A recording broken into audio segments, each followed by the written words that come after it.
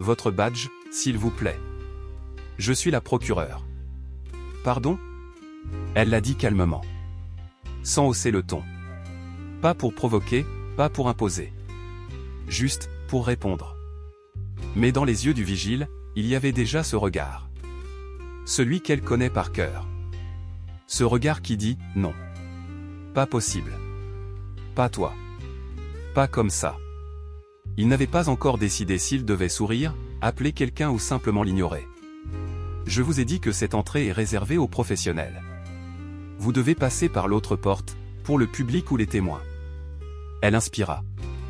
Lentement. Je suis la magistrate du parquet aujourd'hui. Madame la procureure Bas. J'ai audience à 9h, salle 4B. Le silence s'est fait. Un silence dense, glissant. Comme si chaque mot suspendait la logique du vigile. Et puis, sa réponse. Attendez ici. Je vais vérifier. Je vous raconte cette histoire parce que j'étais là. Pas comme journaliste. Pas comme juriste. Juste comme greffière, au tribunal de grande instance de Bordeaux. Salle 4B, un mercredi de routine. Et quand j'ai vu cette scène à l'entrée et cette femme noire, droite, sans trace d'hésitation, face à ce jeune vigile complètement perdu, j'ai compris que quelque chose allait se passer. Pas un drame. Pas une émeute. Mais quelque chose qui allait déranger le silence. C'est là que je l'ai reconnue. Fadimata Bah. Magistrate depuis bientôt 8 ans. D'origine sénégalaise. Reconnue pour son calme, sa précision, sa façon de poser les mots comme des pierres. Elle n'était pas en robe encore. Juste un manteau bleu foncé, une sacoche noire, une paire de lunettes discrètes. Pas de maquillage. Pas de bijoux. Pas le look attendu. Et c'est bien ça le problème. Madame Bah? Un agent administratif sort en courant. Il lui sourit, gêné. Toutes nos excuses, bien sûr, venez, venez. Il y a eu un malentendu. Ah oui?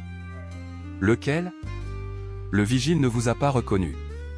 Elle le regarde. Pas de colère. Juste une clarté désarmante. Il ne m'a pas reconnu, ou il n'a pas voulu imaginer que je pouvais être celle que je suis. Pas de réponse. Elle entre. Sans ajouter un mot. La tête haute. À l'intérieur, la salle est déjà partiellement remplie. Des robes, des costumes, des avocats qui se connaissent, qui chuchotent, qui rigolent. Et puis elle. Elle entre, enfile sa robe, se place derrière le pupitre du ministère public. Il y a un flottement. Deux avocats se figent un instant. L'un chuchote à l'autre, c'est elle la proc aujourd'hui? L'autre hausse les épaules. Pas hostile. Mais, surpris. Trop surpris. À 9h précises, l'audience commence. Le président du tribunal annonce les parties. Présente pour le ministère public, Madame la procureure Bah. Et là, tout se fige. Ce n'est pas qu'il ne savait pas qu'elle existait. C'est qu'il n'avait pas envisagé que ça puisse être elle, aujourd'hui, ici, dans cette salle. Parce que dans leur tête, sans même qu'ils s'en rendent compte, la procureure ne ressemble pas à ça. Elle n'a pas cette peau. Elle n'a pas ces cheveux. Elle ne parle pas comme ça, avec cet accent parisien qu'on croit trop posé pour être vrai. Mais pourtant, c'est bien elle. Et elle va parler. Le premier dossier est une affaire de vol simple. Un gamin de 18 ans, récidive, contexte flou. Tout le monde pense que ça va aller vite. Mais Fadimata lit le dossier à voix haute. Lentement. Posément. Et puis elle dit. Je ne demande pas une peine lourde. Mais je demande qu'on arrête d'appeler ce garçon un multirécidiviste sans avoir jamais compris ce qu'il répète exactement. Il ne refait pas le même geste. Il rejoue le même abandon. Et ça mérite plus qu'une sanction. Ça mérite qu'on s'en occupe. La salle reste muette. Pas parce que c'est choquant. Parce que ça fait mal d'entendre quelque chose qu'on n'a jamais osé dire à voix haute. À la pause, je suis sorti respirer. Et dans le couloir, deux avocats parlaient sans savoir que je les écoutais. Elle est forte, la nouvelle. Ouais. Franchement, je l'imaginais pas comme ça. Comme ça comment? Bah, comme ça. Tu vois bien. L'autre ne répond pas. Et moi je me dis, oui. On voit bien. Et c'est là le problème. Quand l'audience reprend, plus personne ne doute de qui elle est. Elle ne hausse jamais le ton. Elle ne sourit pas trop. Elle ne fait aucun effet de manche. Mais chaque phrase pèse. Chaque mot force le respect. Et même les avocats qui avaient commencé la matinée un peu arrogants, baissent maintenant les yeux quand elle prend la parole. Parce que dans cette salle, ce jour-là, il y a une vérité qui circule. Et cette vérité, c'est que la justice a longtemps été dite avec une seule voix. Et que cette voix-là, aujourd'hui, elle a changé de visage. Le lendemain, Fadimata arrive au tribunal à 8h17. Comme d'habitude. Pas pour faire bien. Juste parce que la ponctualité, chez elle, c'est une forme de politesse. Et de défense. Elle ne cherche pas à être parfaite. Elle sait juste que la moindre erreur ne lui sera jamais pardonnée comme aux autres. Mais ce matin-là, quelque chose est différent. En entrant, elle remarque un silence étrange. Ce n'est pas qu'on ne lui parle pas. C'est qu'on fait attention. Trop. Les bonjours sont plus secs, plus mécaniques. Les regards s'arrêtent sur elle, puis s'échappent. Et certains ne la saluent même pas. Non pas par hostilité, mais par malaise. Dans la salle du personnel, 2 collègues parlent à voix basse en la voyant entrer. L'un d'eux change de sujet d'un coup. Bon, on disait donc, le dossier Lefebvre, il est repoussé ou pas? L'autre hoche la tête, gêné. Fadimata s'installe à une table. Ouvre son dossier. Ne dit rien. Elle n'a pas besoin de commentaires. Le silence suffit. Plus tard dans la matinée, elle reçoit un mail.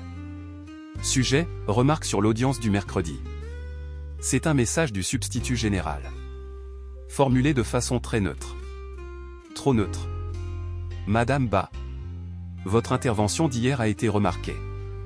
Nous tenons à souligner la justesse de vos propos et la maîtrise du fond. Toutefois, certains éléments de langage pourraient être perçus comme politiques. Veuillez à l'avenir conserver un ton strictement factuel dans vos réquisitions. Elle lit. Relit. Soupire. Elle sait exactement ce que ça veut dire. Tu as dit quelque chose de trop vrai. Et ça dérange. Ce jour-là, elle rentre chez elle plus tard que d'habitude. Dans l'ascenseur de son immeuble, un voisin l'arrête. Vous êtes bien la procureure? Celle qui est passée à l'audience d'hier? Oui. On parle de vous. Pas dans les journaux, mais sur les réseaux internes. Un extrait tourne. Ce que vous avez dit sur le jeûne et la récidive, c'était fort. Elle hoche la tête, polie. Je n'ai rien dit d'extraordinaire. J'ai juste lu ce que tout le monde refuse de lire dans les dossiers. Le voisin sourit. C'est justement pour ça que c'est extraordinaire. Dans les jours qui suivent, elle reçoit 3 mails de jeunes magistrats. Tous racisés. Tous discrets. Tous lui disent la même chose. Merci. On vous a entendu. Et on s'est senti moins seul. Elle répond à chacun. Pas avec de grands discours. Juste une ligne. On est plus nombreux qu'on le croit. Faut juste qu'on s'autorise à le montrer. Mais la vraie surprise vient une semaine plus tard. Une note interne circule. Émise par le service des ressources humaines. Sujet, égalité, représentation, visibilité. Dedans, un passage attire l'attention de Fadimata. Il est essentiel que la diversité dans la magistrature ne soit pas seulement un fait, mais une évidence. Pour cela, il convient de réfléchir à la manière dont nos personnels sont perçus, accueillis et représentés. C'est vague. Très vague. Mais elle sait lire entre les lignes. Ils ont compris. Et ils ne veulent pas l'admettre frontalement. Le surlendemain, on la contacte pour intervenir dans une formation à l'ENM, l'École nationale de la magistrature. Madame Ba, ce serait très précieux que vous partagiez votre expérience avec les élèves magistrats. Quelle expérience? Votre parcours, votre pratique, vos valeurs. Ou le fait que je sois noir et que j'ai prononcé une phrase qui a dérangé? Silence au bout du fil. Je viendrai. Mais à une condition. Laquelle? Qu'on ne m'invite pas comme figure inspirante. Je ne suis pas un poster. Je suis une professionnelle. Entendu. Et elle y va. Devant les élèves, elle parle sans note. Ce que vous avez entendu de moi, ce que vous avez vu, ce n'est pas un coup d'éclat. C'est ce que je fais depuis 8 ans. Simplement, ce jour-là, vous l'avez regardé. C'est tout. Elle raconte sans pathos. Sans storytelling. Oui, on m'a prise pour une greffière. Ou pour une assistante. Oui, on m'a demandé si j'étais là ou pour accompagner quelqu'un. Mais ce qui me fatigue le plus, ce n'est pas ça. C'est le fait que quand je le dis, certains me répondent « tu exagères ». Elle s'arrête. Les regarde. Si vous êtes ici aujourd'hui, vous aurez du pouvoir. Même sans le vouloir. La seule question, c'est, qu'est-ce que vous choisirez de regarder, ou d'ignorer? Silence. Frontal. Profond. Puis une étudiante lève la main. Merci d'être venu. J'ai longtemps cru qu'il fallait ressembler à un modèle précis pour avoir le droit de parler. Fadimata la fixe. Tu as le droit de parler même si tu déranges. C'est même pour ça qu'il faut parler. Le soir même, en rentrant chez elle, elle ouvre son carnet de notes. Celui qu'elle n'ouvre que quand elle sent que quelque chose a bougé. Elle écrit. Aujourd'hui, j'ai senti qu'on me regardait. Pas comme une curiosité. Mais comme une voix. Une vraie. Ce n'est pas la fin d'un combat. C'est peut-être juste la fin du silence. Quelques jours plus tard, elle est dans une audience banale. Dossier simple. Rien de politique. Mais à la pause, un avocat s'approche. Je voulais vous dire, j'ai été maladroit la dernière fois. Je ne vous avais pas reconnu. Et je pense que j'ai eu une réaction bête. Elle le regarde. Attends. Ce que je veux dire, c'est que vous m'avez remis à ma place. Et c'était mérité. Elle sourit. Léger. Mais sincère. Alors ne me remerciez pas, remettez les autres aussi. Quand vous les voyez. Il acquiesce. Et s'en va. Ce jour-là, elle rentre sans bruit.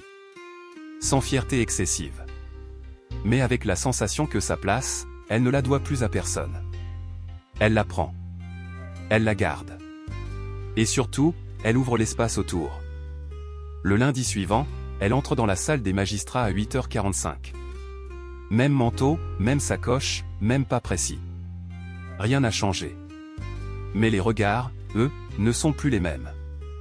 Personne ne lui dit bonjour avec hostilité. Personne ne l'ignore complètement. Mais l'ambiance a cette texture particulière.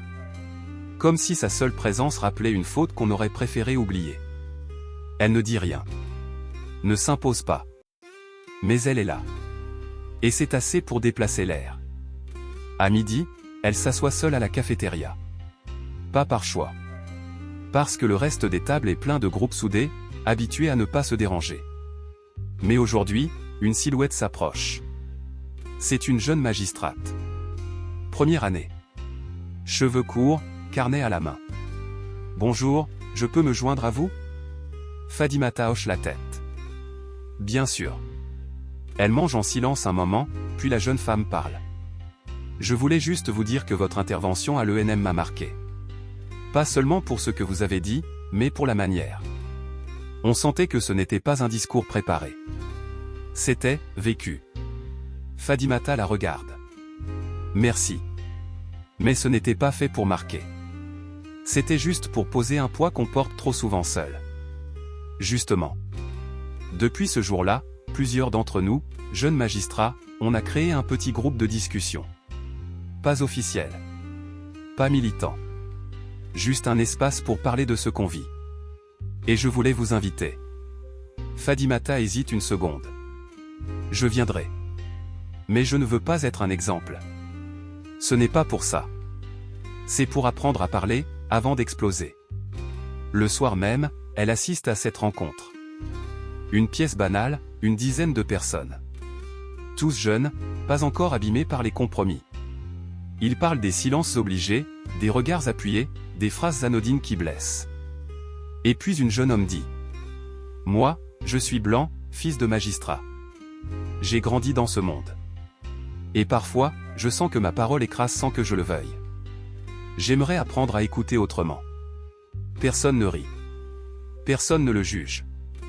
Fadimata sourit pour la première fois ce jour-là. C'est déjà un début. Et c'est rare. Le lendemain, une collègue plus âgée vient la voir dans le couloir. Ton sec. Tu comptes faire le tour des jeunes pour leur apprendre à contester les règles maintenant? Non. Je leur apprends juste à ne pas s'excuser d'exister. C'est pareil. Fadimata la regarde, droit dans les yeux. Non. C'est justement l'opposé. Et elle s'éloigne. Sans hausser la voix. Mais avec une solidité qui claque comme un non-dit depuis trop longtemps. À ce moment-là, ce n'est plus une anecdote isolée. C'est devenu un climat. Certains collègues l'évitent. Pas parce qu'elle est désagréable. Mais parce que sa seule intégrité souligne leur lâcheté. Un jour, en salle d'audience, un avocat tente une petite remarque. Madame la procureure est toujours aussi passionnée. Ça fait du bien, un peu de chaleur. Elle le fixe. Ne sourit pas. Ce que vous appelez passion, c'est peut-être juste de la rigueur. On n'est pas tous obligés d'être tièdes. Le juge tout saute. Le public sourit. L'avocat se tait. Et Fadimata continue. Comme si de rien n'était. Mais elle a marqué un point. Un vendredi, elle est convoquée par le président du tribunal. Bureau froid. Voix administrative. Madame Ba, je voulais simplement discuter de votre manière de communiquer. Certains collègues trouvent votre posture tendue. Vous voulez dire droite? Je veux dire, trop sérieuse. Trop engagée. Elle s'installe mieux sur sa chaise. Je fais mon travail. Je représente la loi. Si ma couleur ou mon sexe font que vous entendez plus fort ce que je dis, ce n'est pas moi qu'il faut corriger. Le président ne sait pas quoi répondre. Elle ajoute. Je ne suis pas en colère. Mais je suis fatigué de devoir prouver que je ne le suis pas à chaque fois que j'ouvre la bouche. Et elle se lève. Sans crier. Mais en laissant derrière elle le poids d'une phrase qu'on ne pourra pas balayer. Ce week-end-là, elle reçoit un message anonyme dans son casier. Certains ne t'aimeront jamais. Pas parce que tu fais mal ton travail. Mais parce que tu le fais trop bien pour la place qu'ils t'avaient assignée. Pas de nom. Pas de signature. Mais elle comprend. Et garde le papier. Le lundi suivant, lors d'une réunion générale, un débat s'ouvre sur la relation au public dans les audiences. Un magistrat dit. Parfois, les justiciables nous perçoivent comme froids, inaccessibles. Peut-être faut-il revoir notre posture. Un autre ajoute. Ce n'est pas à nous de changer. C'est à eux de s'adapter au cadre. Et là, Fadimata lève la main. Le cadre, c'est vous qui l'avez construit. Et il ressemble à ce que vous êtes. Mais tout le monde ne vous ressemble pas. Silence. Si la moitié des gens qu'on juge ne se reconnaissent pas dans nos visages, nos mots, nos silences, alors le problème n'est pas eux.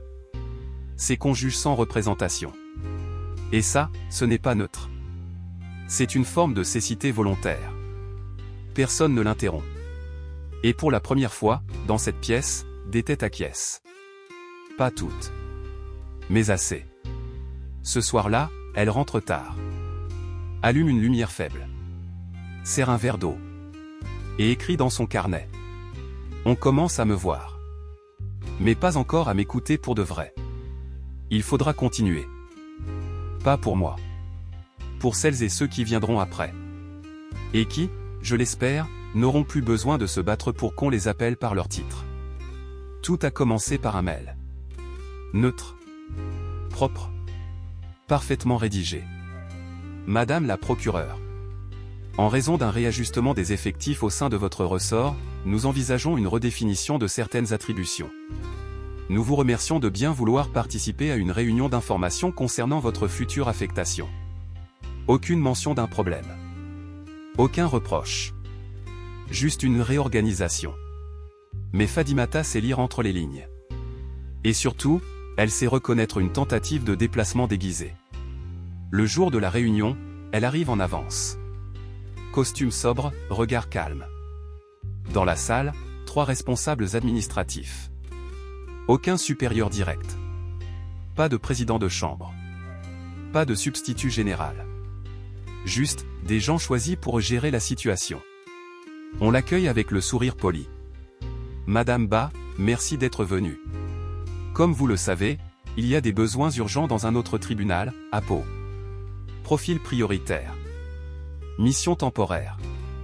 On a tout de suite pensé à vous. Elle ne dit rien. Laisse passer quelques secondes. Et vous appelez ça comment? Une promotion? Une mise au placard? Une extraction stratégique? Les trois se regardent. Non, non, une opportunité. Un renfort précieux dans une juridiction en tension. Il n'y a pas d'autres magistrats disponibles? Si, mais vous avez un profil particulier. Une aisance avec les cas sensibles. Une capacité d'adaptation. Une capacité à faire bonne figure loin du regard public, vous voulez dire? Silence. Elle ferme son dossier. Je refuse. Ce n'est pas une demande. C'est une instruction. Elle se lève. Alors vous devrez l'écrire. Noir sur blanc. Et expliquer pourquoi une magistrate irréprochable depuis 8 ans est soudainement déplacée, juste après avoir osé exister un peu trop fort. Le lendemain, elle envoie un courrier. Officiel. Sec. Saisi au Conseil supérieur de la magistrature. Elle ne demande rien. Elle signale. Elle documente. Et surtout, elle anticipe. Car elle le sait, ce n'est pas elle qu'on vise directement. C'est ce qu'elle représente. Les jours suivants, le climat devient lourd. Des regards fuyants. Des conversations qui s'interrompent à son passage. Des phrases du genre « on ne peut plus rien dire maintenant ». Un collègue lui glisse même. « Tu fais peur à tout le monde avec ton calme. On ne sait jamais quand tu vas frapper. » Elle sourit. Doucement. Peut-être parce que je ne frappe jamais. Mais je reste debout. Et ça, c'est plus rare. Un matin, elle reçoit un courrier inattendu. Pas du ministère. Pas d'un avocat. De sa propre promotion ENM. Un groupe d'anciens élèves. Une carte signée à la main. On n'a pas toujours compris ta position à l'époque. On pensait que tu exagérais. Maintenant, on se rend compte que tu étais juste, lucide avant nous. Elle garde la carte. Pas pour flatter son ego.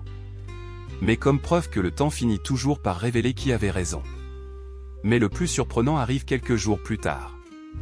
Un juge d'instruction, connu pour son classicisme et ses silences calculés, l'invite à déjeuner. J'ai suivi de loin ce qu'il se passe. Et je voulais te dire que, ça me fait réfléchir. Réfléchir à quoi? À tous les automatismes que j'ai intégrés sans les questionner. Aux visages que je ne vois pas. Aux voix que je n'écoute pas. Elle le fixe. Curieuse. Et tu vas faire quoi avec cette réflexion? Il sourit, presque gêné. Je vais commencer par écouter différemment. Et peut-être que la prochaine fois, ce ne sera pas toi qui seras isolé, mais ceux qui t'isolent.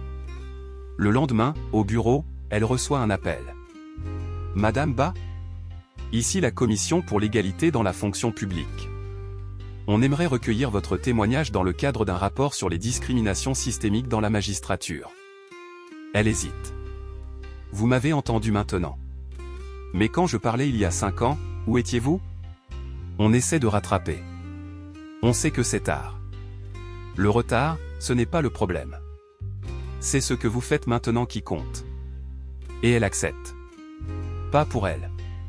Pour rendre visible ce qui se cache trop bien.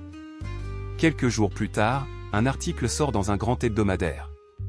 Les voix que la justice n'a pas voulu entendre. Fadimata y est mentionnée. Pas en vedette. Mais en exemple. Une phrase est citée. Je ne cherche pas à dénoncer. Je cherche à exister sans devoir m'excuser. La phrase fait le tour des réseaux internes. Certains l'applaudissent. D'autres grinceraient des dents, s'ils osaient répondre. Mais le plus important, c'est qu'elle ne peut plus être ignorée. Un samedi matin, elle reçoit un SMS d'un jeune collègue.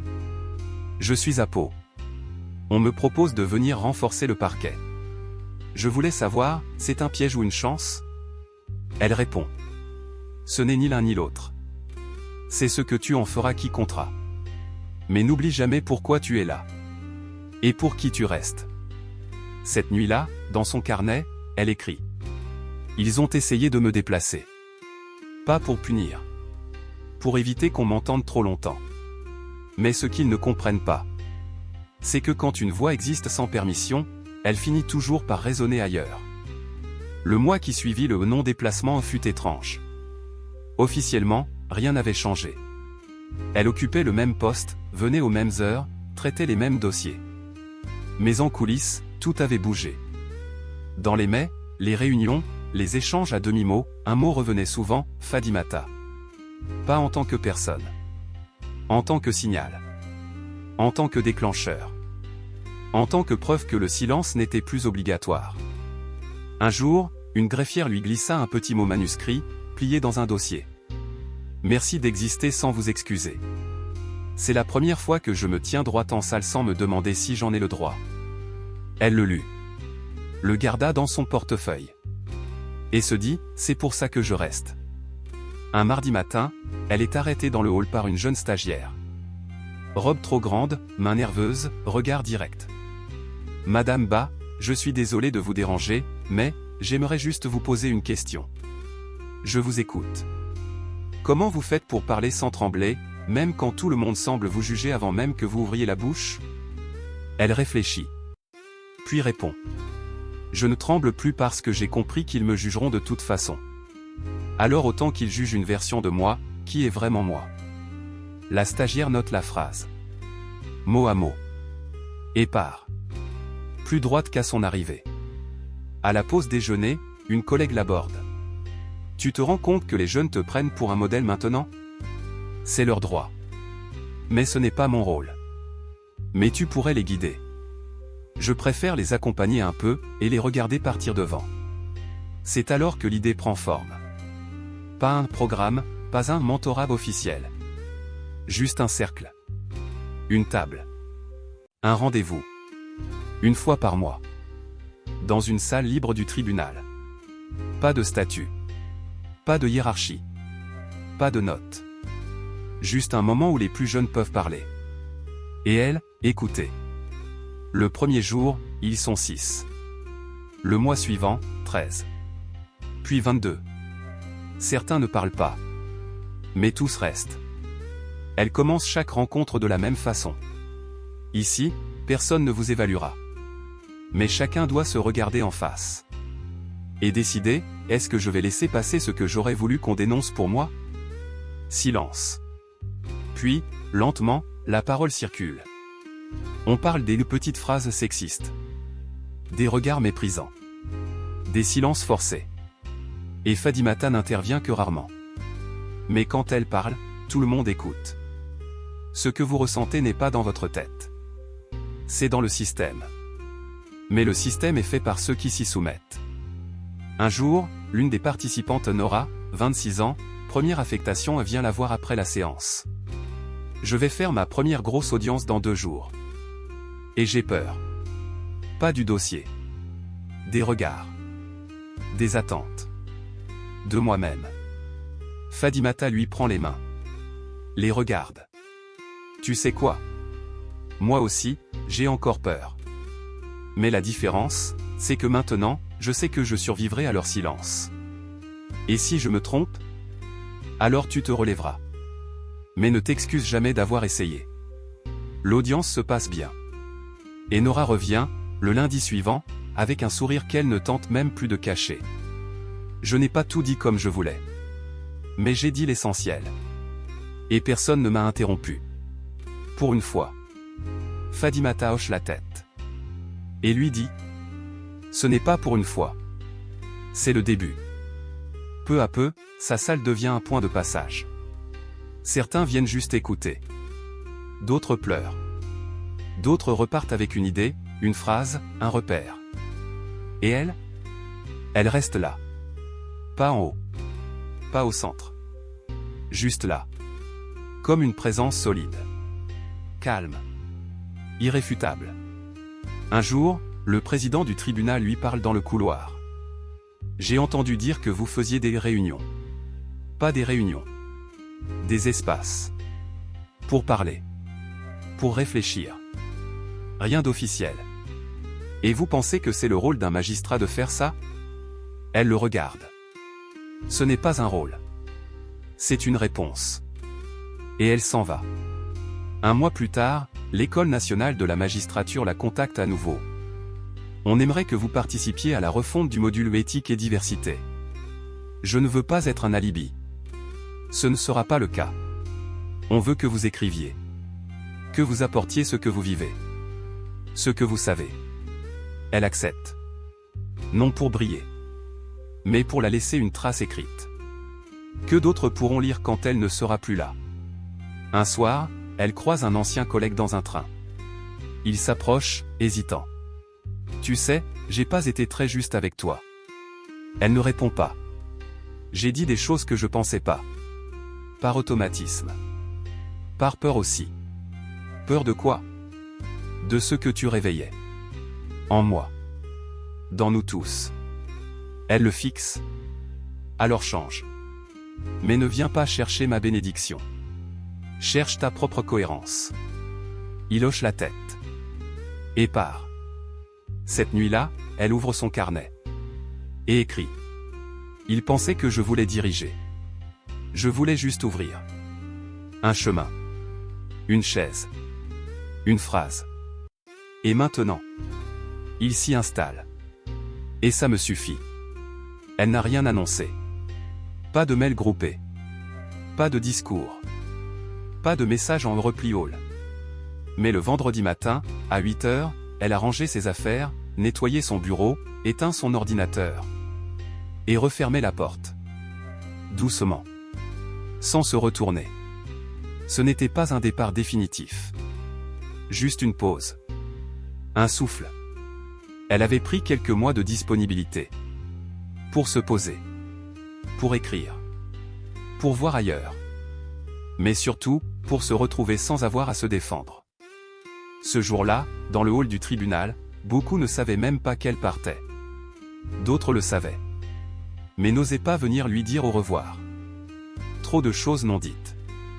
Trop de silence devenu habituel. Mais à 11 h 32, quelqu'un frappa doucement à la vitre de son bureau. C'était Nora, la jeune magistrate qu'elle avait accompagnée. Je savais pas comment te dire merci. Alors je suis juste venu te le dire en face. Fadimata sourit. Tu viens de le dire. C'est suffisant. Tu vas revenir? Peut-être. Ou peut-être pas. Mais toi, tu vas rester. Et tu vas faire mieux. Plus clair. Plus tôt. Plus fort. Nora a essuyé une larme. Puis elle a posé une petite enveloppe sur le bureau. C'est juste un mot. Pas un hommage. Fadimata l'a ouverte une fois seule. Et dedans, il y avait une phrase simple. Grâce à toi, j'ai su que je n'étais pas folle. Juste lucide. Les semaines suivantes, le tribunal a repris son rythme. Les audiences ont continué. Les couloirs ont rebruité. Les noms ont tourné. Mais une chaise restait vide. Celle qu'on ne remplaçait pas encore. Pas parce qu'on n'avait pas de candidat. Mais parce que personne n'osait s'y asseoir trop vite.